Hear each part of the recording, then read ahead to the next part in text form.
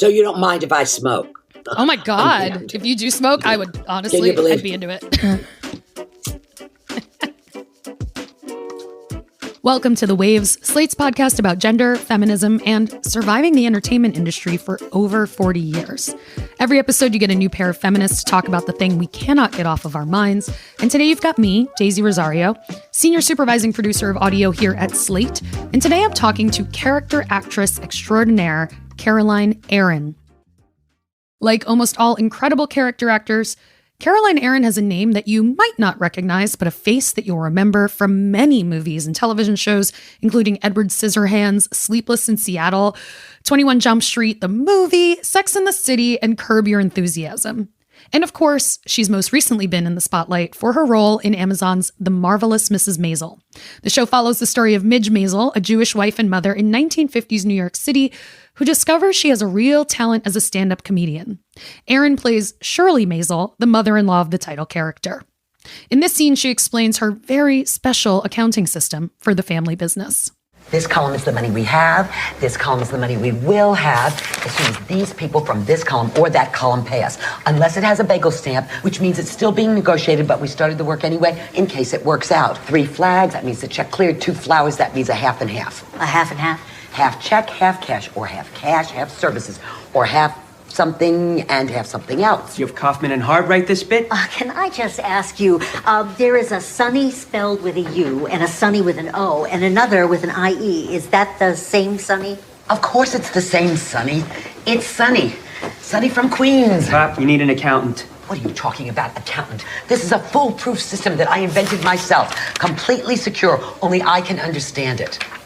Today, I'll be talking to Caroline Aaron about her over 40-year career, how she was able to build a personal life while working in a wildly unstable industry, and what it was like working with so many incredible talents, including people like Nora Ephron. We're going to take a quick break, and when we come back, we'll dive into my conversation with Caroline Aaron.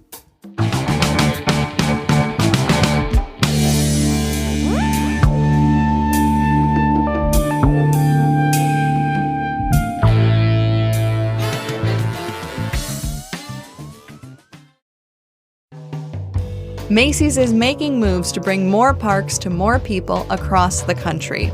Throughout April, join Macy's in celebrating Earth Moon by supporting Trust for Public Land, whose mission is to transform empty schoolyards into vibrant parks that communities can use outside school hours.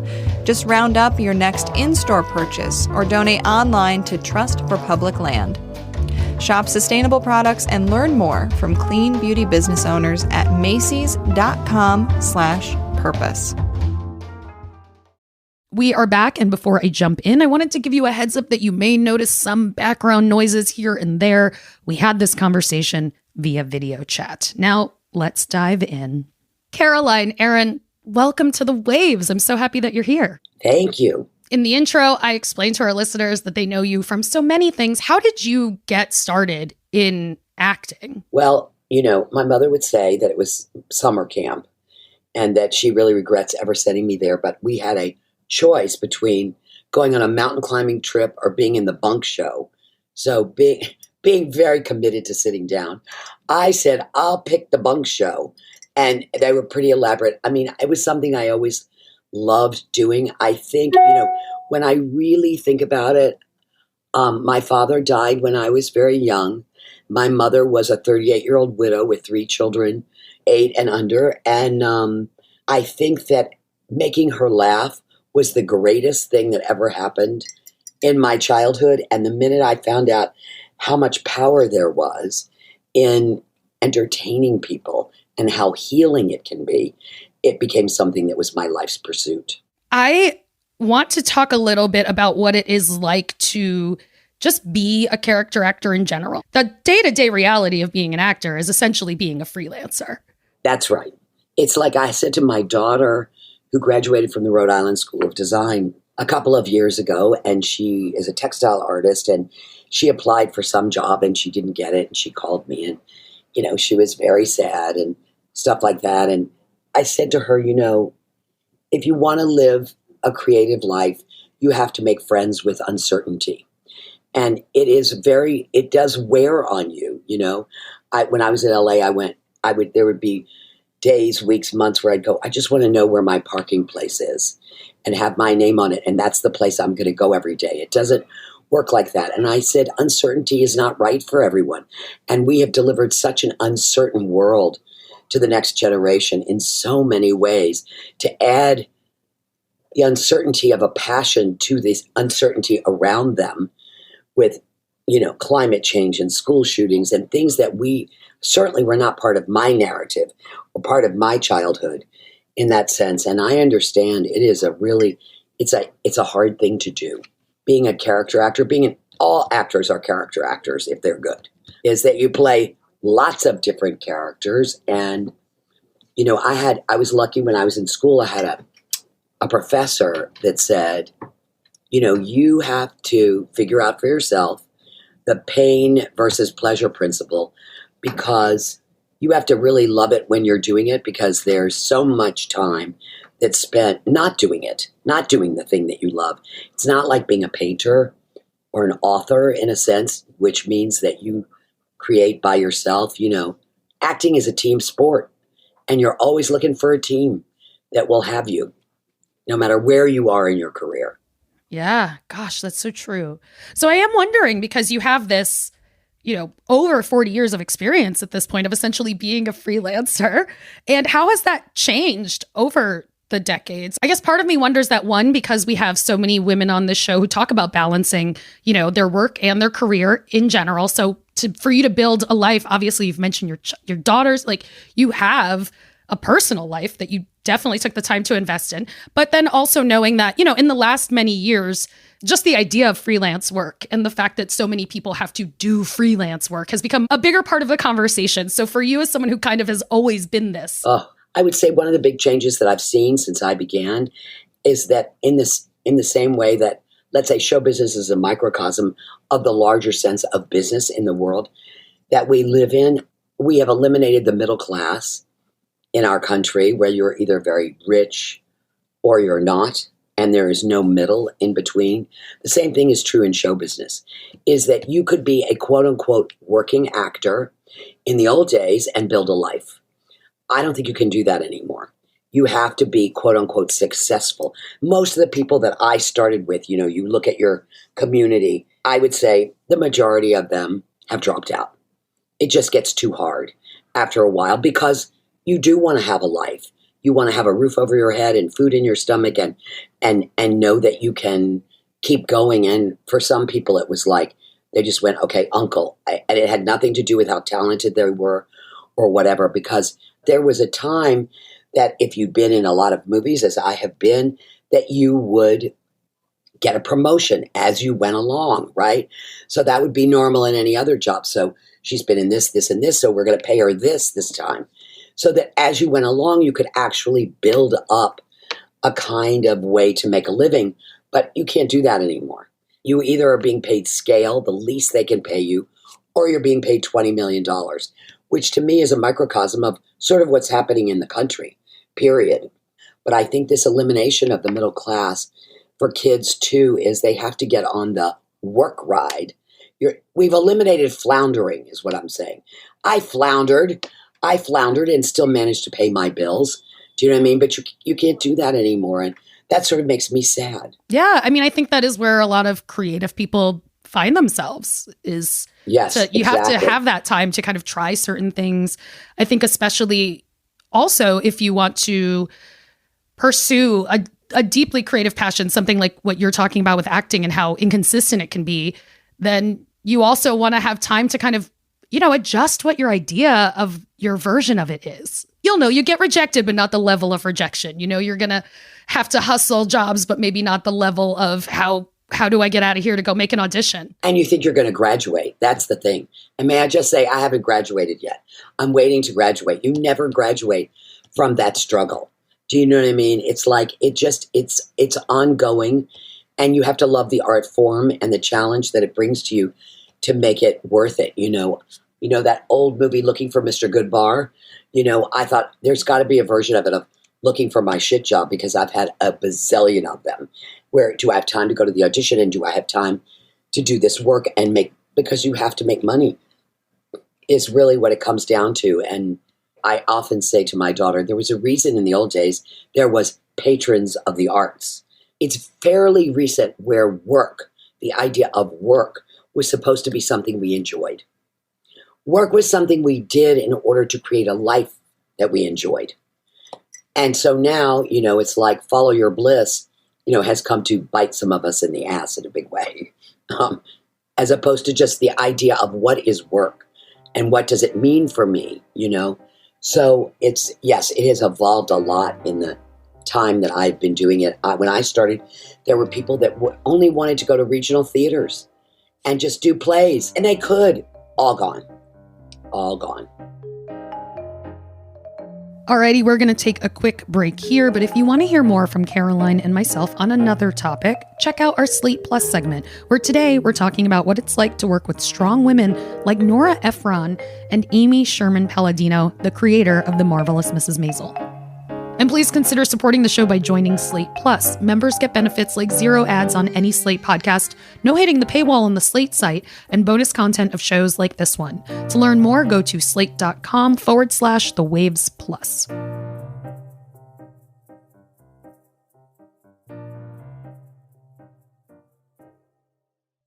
Hey everybody, it's Tim Heidecker. You know me, Tim and Eric, Bridesmaids, and Fantastic Four. I'd like to personally invite you to listen to Office Hours Live with me and my co-hosts, DJ Doug Pound. Hello. And Vic Berger. Howdy. Every week we bring you laughs, fun, games, and lots of other surprises. It's live. We take your Zoom calls. Music. We love having fun. Excuse me? Songs. Vic said something. Music. I like having fun. I like to laugh. I like to meet people who can make me laugh. Please subscribe now. Welcome back to The Waves. I'm Daisy Rosario, and I'm here with Caroline Aaron, a prolific character actress whom you might remember as Dr. Marcia Fieldstone in the classic Sleepless in Seattle. Aaron was the radiotherapist that got Tom Hanks talking about how much he missed his deceased wife. Who is this? Dr. Marcia Fieldstone of Network America, and you are on the air. You called a radio station? Sam, are you with me? Yeah. Yes. Your son feels that since your wife's death, you've been very, very unhappy, and he's genuinely worried about you. Oh, hey, get out here. Get out here. Come on, now, I'm not going to go through this alone. I think it's very hard for him to talk to you about all this, and I thought maybe you and I could talk. It would make Jonah feel a little better. Caroline, I want to continue what we were talking about in terms of how acting is a freelancer's life, how the middle class has basically just been demolished across the board, and how that plays into it. Part of why I wanted to talk to you about being a character actor is because I'm sure that you have the experience in the world of just being out there and everybody's like, you're so familiar. But in terms of when people talk about those stories, I tend to hear it more about men. It's already quite hard, I think, in a lot of movies. It's been wonderful to see this shift, some, and there were always a handful of people that were great about it. But it's not like the women parts in movies are always written that robustly to begin with, let alone when you're not the lead. Oh, no. We have a long way to go. I think one of the reasons, when people ask why is The Marvelous Mrs. Maisel so successful, there are countless reasons that I could name. But in terms of our conversation, women's stories are still untold. They are still untold. Every once in a while, yes, but for the most part, no. There's a documentary on Netflix called Tea with the Dames, and it is a conversation with Maggie Smith, Judi Dench, Joan Plowright, and Eileen Atkins about their acting careers. And you should really check it out. It is so satisfying. And they first start talking about Cleopatra. They'd all played Cleopatra, and they're all classically trained. And they show clips of them doing, all the Shakespeares and stuff. And Joan Plowright said, Shakespeare didn't write any good roles for women except Cleopatra. It's the one character in Shakespeare where the woman is the center of the story. And I was thinking about it, and I thought, there's no female Lears, there's no female Hamlets. And that's supposed to be, our greatest writer, and the biggest challenge for actors is attacking, the classics and trying to rise up to that level. But I don't know what it's going to take. I'm so glad Maisel's a hit. Every time there's a movie or a television show that is a woman's story, I just pray that it is successful, because we know that the bottom line is they won't tell women's stories if they don't make money. And so I think that they will. I believe that. I believe that women's stories are really compelling and that they're not just for women, they're for people, just like men's stories are. I just don't think we're used to them. We're not used to looking at a woman's story and being satisfied by it. It feels like an outlier every time they go, and it's about a woman, and you go, wow, that seems so special. It's like even you asking me, how do you balance a life of freelance work and have a family and raise children and on and on and on? And I thought, that would be a very interesting story about watching somebody's journey of trying to balance those things. I mean, I will say I could not have done what I've done if I didn't have an incredible husband. We need feminist men to make it possible for women to be feminists. The way I ended up in Los Angeles, I was in New York and I did a play by the great Wendy Wasserstein called The Sisters Rosenzweig, and I did it on tour and then ended up in LA in a sit down for 3 months playing the title role. And I had a 4-year-old baby at home that my husband took care of, or I could not have done that. You need a team in order to pull it off. And there are so many women that are doing this by themselves, and I can't even imagine. Yeah, I mean, I guess for me, that's a big part of it. And I also am curious, pre-pandemic, just a random time, like, how did you balance out like a year of your life? Let's say not when your kids were super tiny, but you still had the kids at home. They weren't older, like shows run for a little bit of time. Maybe you did some theater. Is there some way that you could, I guess, describe like what a year might have looked like, how you worked that out? You don't work it out. You don't ask permission. You just ask for forgiveness. And you have to just be comfortable with what you miss, because you literally cannot be in two places at once. When an opportunity comes, you have to balance that against where am I needed and for what? And can somebody else do what I do for, my home life, so I can say yes to this job or that job. One of the ways that I balanced it is I just included them in everything I was doing. They came with me a lot. That is one way that you can do it. Once they were school age and in school and had their own lives, you want to be at all of the games and you want to be at all of the shows, and you're not going to be. That's just what it's going to come down to. There's a very heavy dose of guilt in there. You feel enormously guilty a lot of the times when you miss X, Y, or Z. I just am counting on the fact in the big picture that when they say that, and I kind of believe this, that happy people make good parents. And I think that's really important. I think that to fulfill yourself means you have so much more to bring to the table as a parent for your children. And if they can see you, being aspirational in a way, and it gives them permission to do the same thing. And listen, what was very interesting is my children are 6 years apart. When my son was in elementary school, all the mothers worked. I wasn't the only one. And when my daughter was in elementary school, none of the moms worked. I mean, it had sort of shifted and changed. And then when they all graduated from high school, when we went all the way through together, I saw a lot of these women sort of lost. Because, it's hard to live without purpose. And, there is no greater purpose that you can feel than raising your children. But it's so temporary. It's such a temporary thing. And so you have to keep yourself as part of the bigger picture of your life. Yeah, your kids were already out, your career was already established. Like you've been doing this kind of work a long time, but it still took away a significant portion of work. How did you manage that? What was that like for you? I didn't like it when I had to choose. I really didn't like it, I have to say. And as I think it takes a village. You have to make sure you have a very good village around you if you're going to try and do both.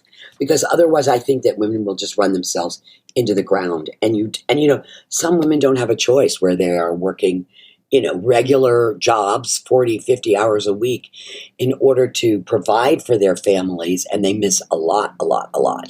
I didn't have that situation in particular, but there were times when I just had to be around and I had to just sort of book myself out and just say, I'm just not available right now because this is what's going on. I think that's a learning curve too. for all of us all throughout life is, how do you rank the demands on your time? My son got married 3 years ago, right before the pandemic, and I was shooting The Marvelous Mrs. Maisel, and we were going over. And because the season wasn't, we had like one more episode, and my husband kept saying to me, well, you have to tell them that you can't be there. You just can't be there. And I went, well, I can't tell them that.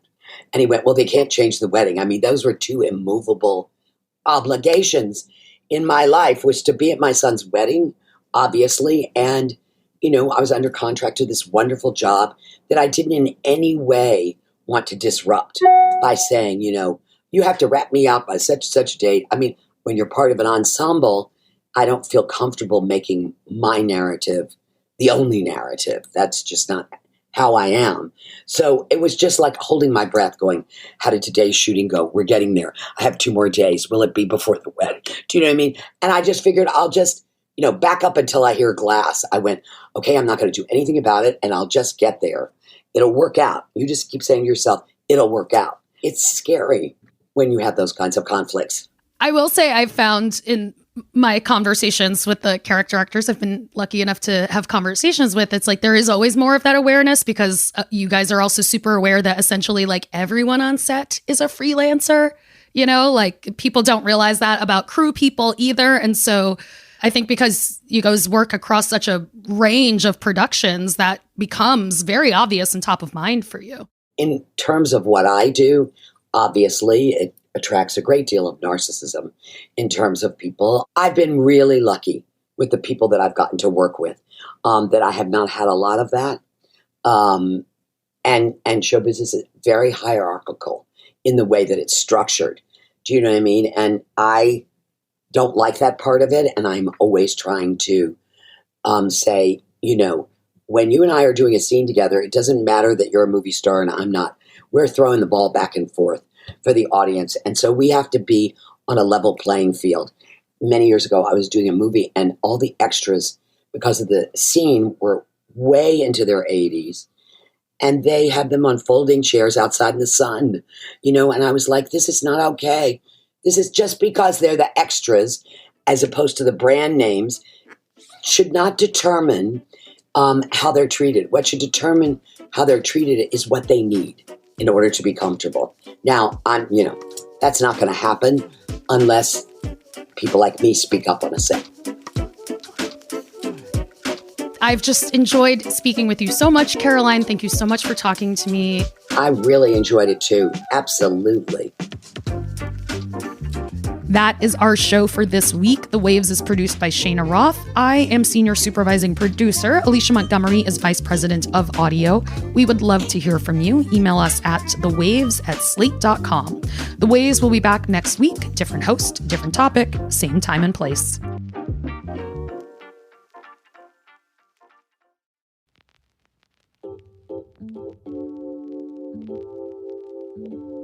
Thank you so much for being a Slate Plus member. And since you're a member, you get this weekly segment. I'm here with Caroline Aaron. Caroline, you have gotten to work with an incredible amount of talent. I mean, just incredible directors, incredible actors. You are in movies that I love that are comfort food. You are in so many things. But since it is The Waves, I did want to focus on 2 specific people that you have worked with, because you have worked with 2 deeply prolific women who I would argue, you know, their work is instantaneously clear when it is them. And, you know, the first obvious one is, of course, Nora Ephron, who we miss. But also right now, in your work on Ms. Maisel, you are working with Amy Sherman Palladino, who very much has a voice of her own. And, you know, just given everything we've talked about, I would love to, if you don't mind, I'd love to hear a little bit about what your experience has been working with, you know, such incredible creative forces who are women and who center women in what they do. Yes, absolutely. And, you know, I think that Amy loves Nora. We are so lucky. I mean, I feel so lucky that I have been part of their voices in some way. And I will tell you, I'm not like either one of them. And they are so brave. They are so brave. I'll give you 2 examples. I was doing a play that Nora wrote called Love Lost in What I Wore in Los Angeles. And she was so angry all the time at the way that they were promoting it advertising it. I mean, she was just so demanding that everybody step up and get it together. You know, I would just see her, this little tiny, beautiful. She was so little, just physically little. It's like she didn't know that women shouldn't have power. And if you look at her whole history, she was the only woman, you know, working in the New York Post and things like that. And Amy, very much the same way.